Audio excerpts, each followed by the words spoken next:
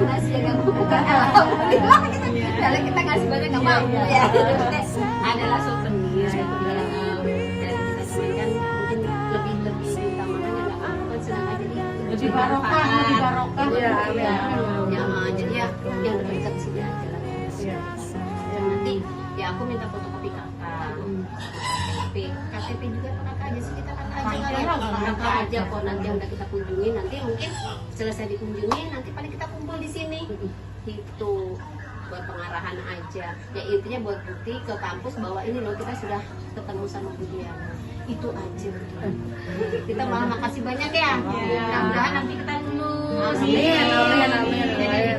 ini Bu Bidan Natali ini Bu Bidan Novi Nova ini Bu Bidan Suhan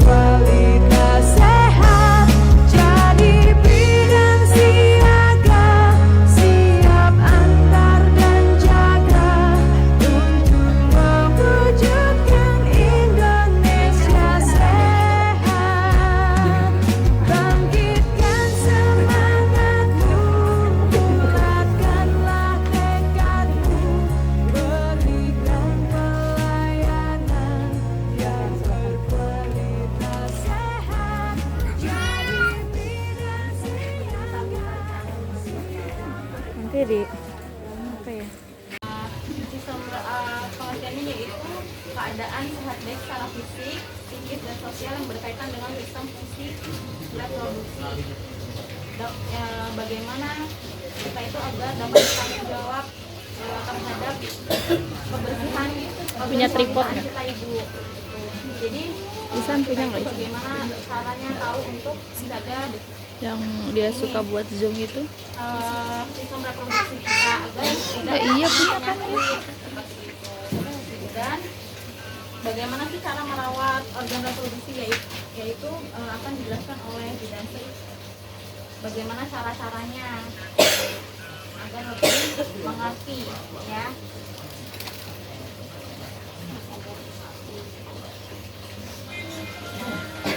Apa Ustaz?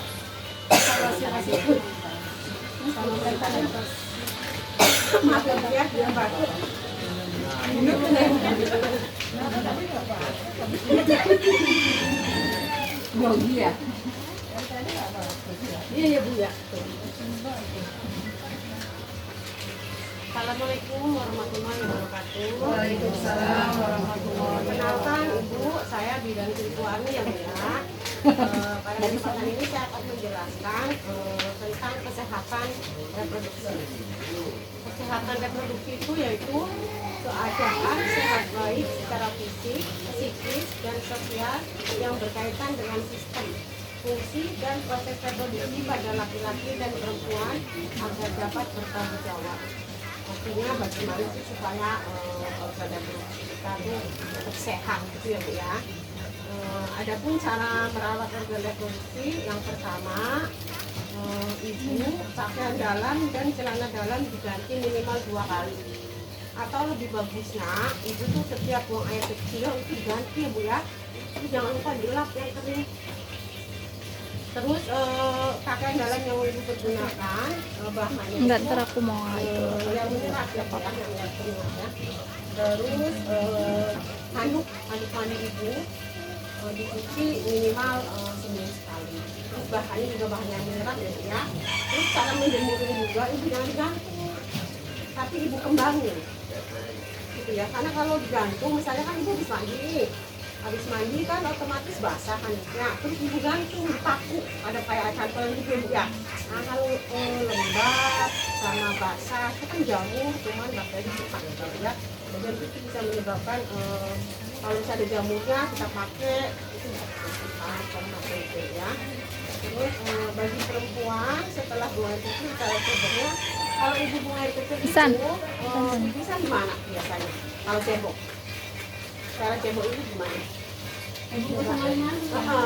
Biasanya seperti dari depan ke belakang atau dari belakang ke depan? Dari depan ke belakang. Dari depan ke belakang. Ya, itu betul ya Bu ya. Jadi jangan sampai salah kembali dari belakang ke depan. Jadi nanti kalau ada bakteri yang dari depan, harus bisa ke depan ya. Begitu juga untuk laki-laki. Kalau laki-laki dianjurkan memang disunat. Oke, disunat agar terhindar dari kanker penis dan kanker leher rahim pada istrinya. Terus kalau pipis juga sebenarnya kita kan orang muslim ya Bu. San. Yang itu ada nggak Sam? Yang hitam. Udah jelas ibu-ibu tahu kan ya Si kakak ya. Dari sebelah sana udah. ada yang mau bertanya kan ibu? Udah ngerti ya? Udah paham ya Bu ya? Lanjut lagi. Karena tadi Mungkin saya tambahin aja kalau untuk ganti celana dalam jangan setiap hari ganti paling enggak kalau mau sholat ya mau sholat ganti yang baru kan kalau menghadap Allah harus yang baru ya Bu, yang bersih. Jadi setiap kali mau sholat ganti celananya. Tapi kalau memang bisa beli panty liner, setiap titis ganti panty linernya, setiap titis ganti panty linernya. Jadi pakai yang titis itu karena itu untuk menjaga kelembapan supaya tidak terjadi Ada ini ya. Ada ini. Abis tadi belakang. aja tambahan dari saya. Ya, selamat siang Ibu-ibu. Jadi di sini saya akan menambahkan ini terutama untuk bagi kaum ibu-ibu ya atau yang masih muda menstruasi ya. Jadi di sini menstruasi itu kan kita kan tiap bulannya udah pasti ya Bu ya. Jadi selain ibu hamil atau menopause, jadi kalau untuk penggantian pembalut itu sebisa mungkin ya Bu ya, kita kan kadang ada yang mens itu dalam hari pertama, hari kedua tuh masih garis-garisnya ya. Jangan lupa sering ganti pembalut. Kemudian dalam membuang pembalut itu pun kita kan udah biasa kadang kita cuci dulu, buang, dibungkus gitu. Itu untuk selain untuk menjaga ya buat ini ya Bu, biar ibaratnya kayak nggak jorok gitu ya. Itu juga menjaga kesehatan, jadi biar nggak menimbulkan bakteri kemana-mana gitu kan. Kemudian untuk mau kita memakai pembalut atau setelah kita mengganti pembalut itu pun kita harus jangan lupa cuci tangan, karena itu kan untuk kebersihan diri kita juga gitu. Kalau dari saya itu aja untuk mengenai menstruasi. Kalau ibu ada pertanyaan silahkan. Bu Bidan mau nanya, katanya kalau lagi menstruasi nggak boleh keramas, nggak boleh apa, itu benar? Itu mohon izin saya jawab ya. Nanti dikoreksi sama mumpung ada yang lebih ahli dari saya. Jadi sebenarnya kan kita harus jaga kebersihan. Nah kalau mainnya seminggu maksudnya kan nggak mandi sendiri. Iya. Nah, ya kan ya gimana coba ntar deketin suami kagak mau deketin lagi ya. Jadi tetap harus menjaga kebersihan, tetap ramah seperti biasa kan juga ada nggak boleh motong kuku, tetap boleh ya. Jadi mungkin itu dari dulu kali ya dari nenek moyang kita yang harus seperti itu ya. Iya. Kalau saya boleh nambahin ya Bu ya, sebenarnya kalau kayak kita lagi haid itu nggak boleh motong kuku, nggak boleh keramas, itu emang sebenarnya kita kayak pelajaran fikih dari agama masing-masing gitu. Jadi sebenarnya dari sebenarnya itu beda sih dari kesehatan. Tapi kalau kesehatan sih ya tidak menganjurkan seperti itu. Jadi menurut kamu bagaimana? Nah, iya. Tidak ada tanya lagi ya. Udah mau nanya lagi? Ada nanya lagi Bibi. Saya tambahin ya, kalau untuk tadi mandi keramas ya kan, ini pengaruhnya juga ke suami Bu. Kadang suami itu nggak pernah tanya, kita nggak pernah tahu, ada juga mohon maaf mungkin soal agama tidak begitu tahu. Dia lihat istrinya udah keramas, kalau nolak kan nanti dosa namanya ya, akhirnya dipaksa-paksa jadi kayak orang diperkosa gitu kan.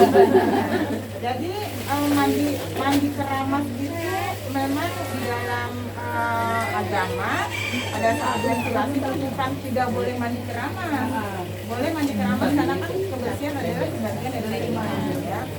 Ibu nggak keramas 2 hari aja katanya minta apalagi misalnya yang sampai mensnya ada yang sampai 14 hari kan mensnya atau 14 hari nggak mandi keramas kan boleh, tapi yang tidak dibolehkan adalah mandi keramas dengan membaca mandi wajib gitu ya, mandi untuk setelah menstruasi. Jadi mandi itu adalah untuk kebersihan, jadi supaya bakteri jamur semuanya hilang. Cuma pada saat mandi keramas yang sudah punya suami bilang sama suaminya bahwa ini mandi keramas karena gatel, mandi keramas ya, mensnya masih mens, jadi belum habis mensnya ya Bu ya.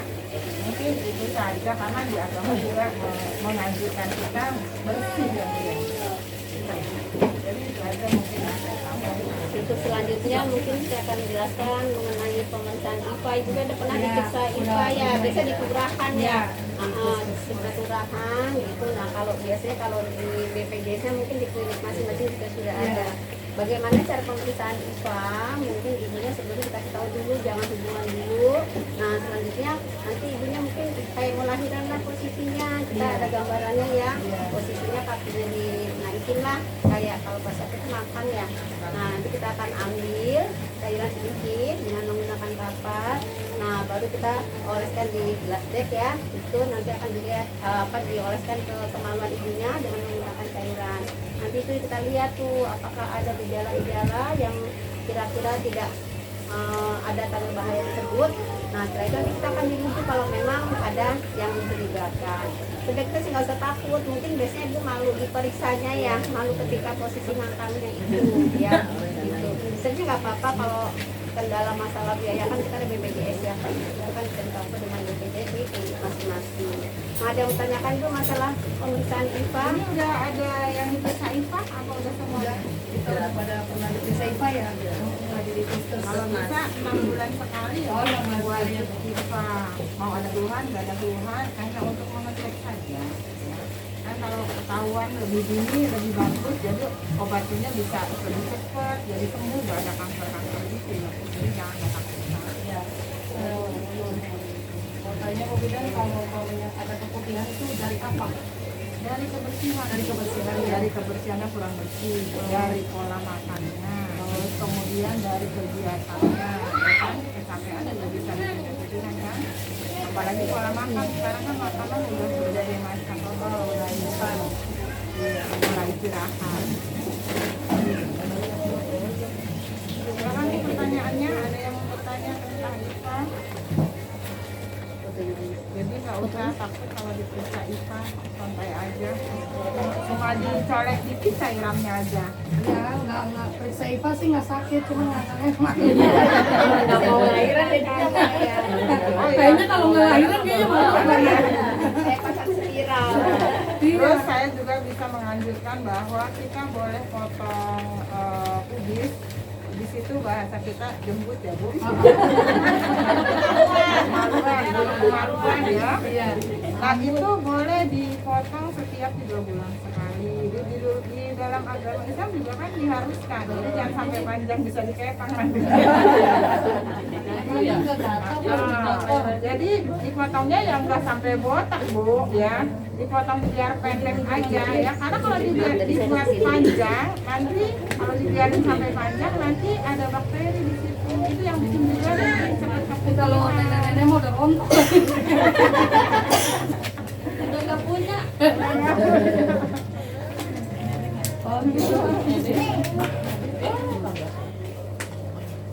Apalagi pertanyaannya? Ada yang tanya lagi Bu? Iya nih mau bidannya banyak nih tuh. Tanyain dan kira-kira apa yang mau ditanya. Nggak usah Nih yang malu-malu, Bu. menyusui. Bebas nggak harus tentang Iya. Yang menyusui bagaimana? Kok cara memerasnya bagaimana? Memeras air Mungkin susu. ada kemarin yang masalah dibilang gizi kurang, kok anak saya dibilang gizi kurang. Nanti coba Bu tanya Bu. Coba Bu. Yang biji kata biji kurang, berat badan, yang stunting, Ada memang yang stunting. Nggak ada sih. oh nggak ada, yang Gizi kurang siapa memang yang dibilang gizi kurang? Ada di sini. waktu Anak yang Mbak Bintang. kemarin ada, terus Wais kali. Wais ya, cuman nggak mau dibilang gizi kurang. Iya. Riskan ya Bu, kita kalau Jadi ngomong memang kenapa dibilang gizi kurang? Anaknya kurus. orang yang kurus, Berat badan. berat badannya berkurang dari Berat usia. badannya. Iya. Ibunya kerja nggak? Di rumah. Bapaknya kerja nggak?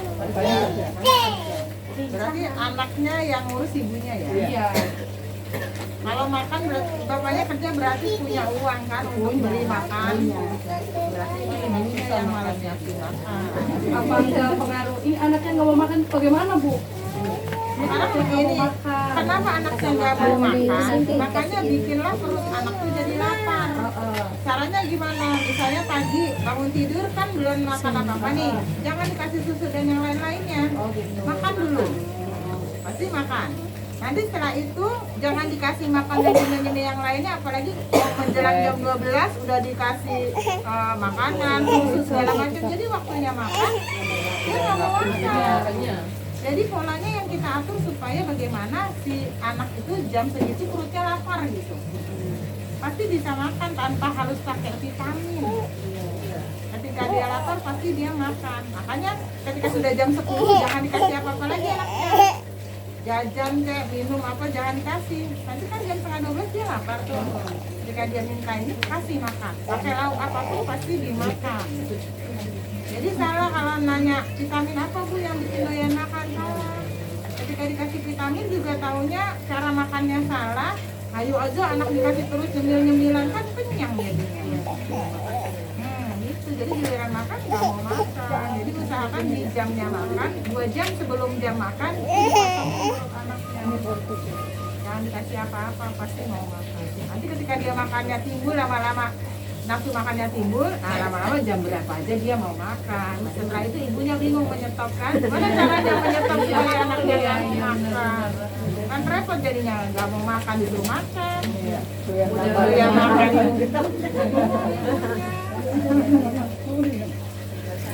Jadi mungkin nggak lihat makannya karena polanya. Kecuali memang ibunya kerja, bapaknya kerja, anaknya kurang gizi, biasanya yang ngasuhnya nggak ngasih makan.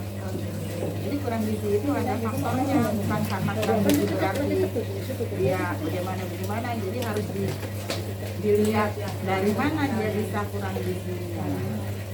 Pengasuhan dia. Jadi cara makannya, kalau dengan sama orang tua berarti cara makannya.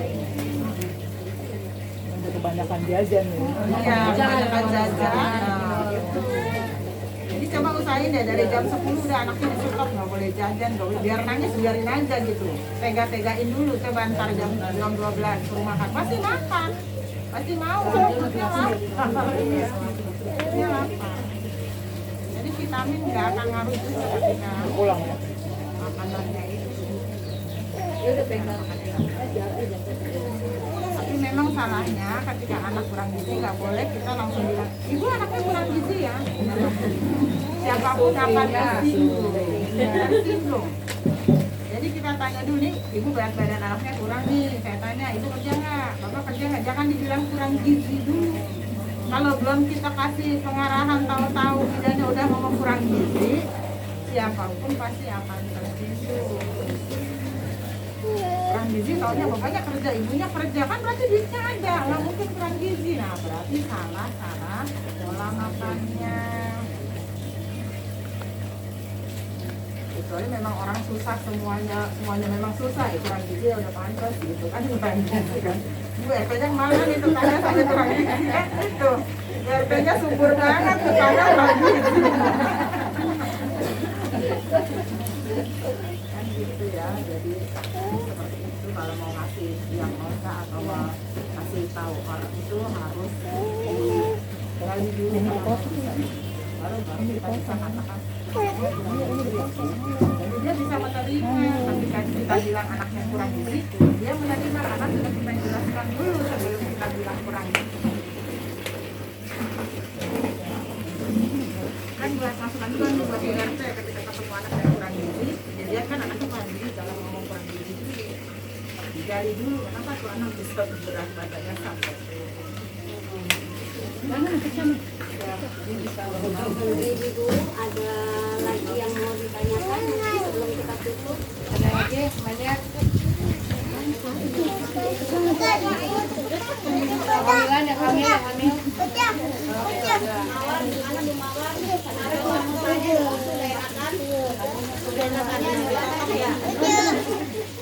Udah ngobrol lagi.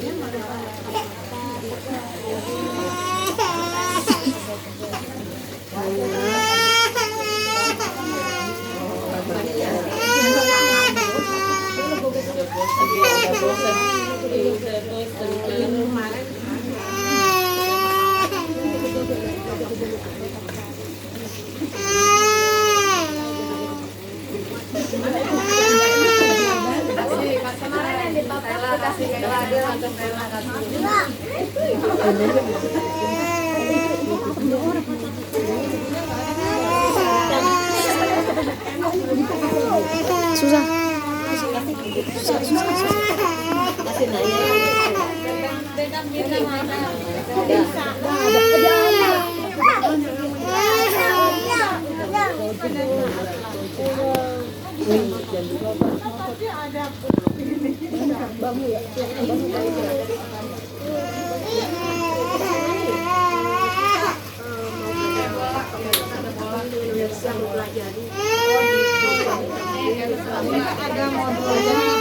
juga kan ada bola juga apa nih materinya ada tapi nggak nyampe. Iya.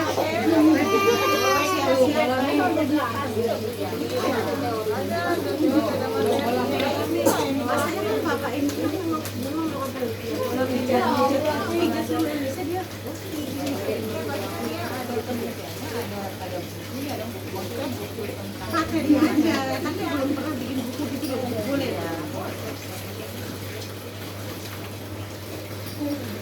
Ibu, kita memang sudah menjelaskan apa. Di sini juga ada keperluan lain yang kayaknya untuk waktunya ya Bu ya, sangat singkat ya. Terima kasih semuanya atas kehadirannya, terucapkan sekali lagi juga kepada Bu RT, mohon maaf selama ini kita sudah bintang ya. Mohon maaf dan mungkin nanti selanjutnya akan ditambahkan. Mungkin Bu RT mau ada ini ada masukan gitu. Dengan adanya ibu-ibu ini ke sini gitu, masukannya ke Ibu RT seperti apa? Assalamualaikum warahmatullahi wabarakatuh. Waalaikumsalam warahmatullahi wabarakatuh. Terima kasih Ibu bersama ya Ibu para bidan, Ibu ketua, Ibu ketua dosen yang udah bersedia datang ke sini mau ngasih penyuluhan atau sosialisasi ya tentang kesehatan. Mudah-mudahan semua ini berguna buat ibu-ibu ya. Jadi ngerti tentang kesehatan luar dalam, yang dalam-dalaman. jadi ngerti ya cara kebersihannya, caranya jangan lupa. Kita dianjurkan untuk tes IPA ya Bu. Sekali-sekali kita tes IPA, yang belum coba gak usah malu, sama kita sama-sama perempuan mau buat tujuannya untuk kebersihan, untuk mencegah yang takut adanya yang sudah diinginkan, maksudnya atau ada penyakit atau apa. Kalau udah IPA kan kita agak sedikit tenang lah gitu ya. Alhamdulillah, terima kasih dah, segitu aja. Makasih Bu dosen semuanya. Saya mohon maaf apabila keadaan dan tempat yang kurang berkenan, mohon dimaafkan. Memang adanya segini di gubuk kecil. Terima kasih. Assalamualaikum warahmatullahi wabarakatuh. Terima kasih kepada Bu Diana. Mungkin Ibu Siti akan menambahkan. Terima kasih saya ucapkan ya untuk acara penyuluhan hari ini berjalan dengan lancar. Terima kasih semoga bersedia direpotkan. Mungkin setelah ini mahasiswanya juga langsung pamit ya Bu ya, karena besoknya harus kuliah lagi. Ya, kita doakan biar semuanya pada lulus lancar. Amin. Mohon maaf sebesar-besarnya pada ibu sekalian. Mungkin sampai hanya itu saja ya. Assalamualaikum warahmatullahi wabarakatuh. Membaca. Alhamdulillah. Di tempatku lahir di negeri Indonesia, bertugas mengabdi kepada masyarakat dengan hati yang tulus, membantu masyarakat untuk mewujudkan Indonesia sehat, bangkitkan